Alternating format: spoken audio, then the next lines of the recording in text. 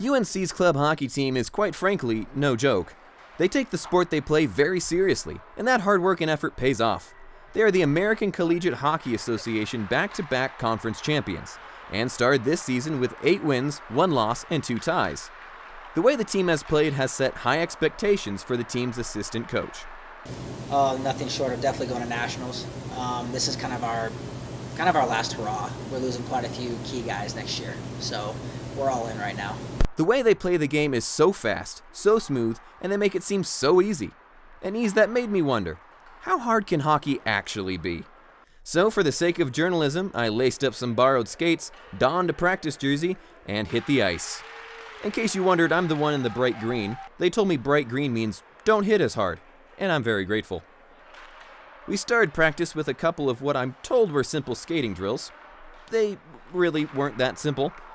We then moved on to some passing and shooting drills. Most of the time this was filled with me skating much slower than everyone else, missing the puck, and then missing a shot. In fact, I never made a goal against any of the team's goalies. The team's coach would describe drill after drill that involved terms and actions that made little to no sense to me, up until one such meeting when the only words I heard were, "defend yourself." I decided to sit that drill out. In my mind, everything I was doing felt like I was moving really fast, but in reality, I was moving painfully slow for the other players on the ice. This is the speed at which I was playing the game, and this is the speed UNC sophomore defender Mitch Porter played the game. I don't see that much of a difference. The thing about hockey is that even the captain of the team, Colin Shumate, agrees it's the hardest sport he's ever played. I was always pretty athletic as a kid, so I could run and jump and do all those sorts of things, but hockey was definitely the hardest to pick up for me when I was younger. These players have been playing the game for most of their life and are still learning how to play the game harder, faster, and better. There is one thing that makes the game a slight bit easier, and that's the fans. So for hockey, I will tell you it is one of the most difficult places to play in the ACHA is in Greeley because we get so much support. And it definitely helps us when the crowd's loud, when they're cheering for us, and it affects the other team too.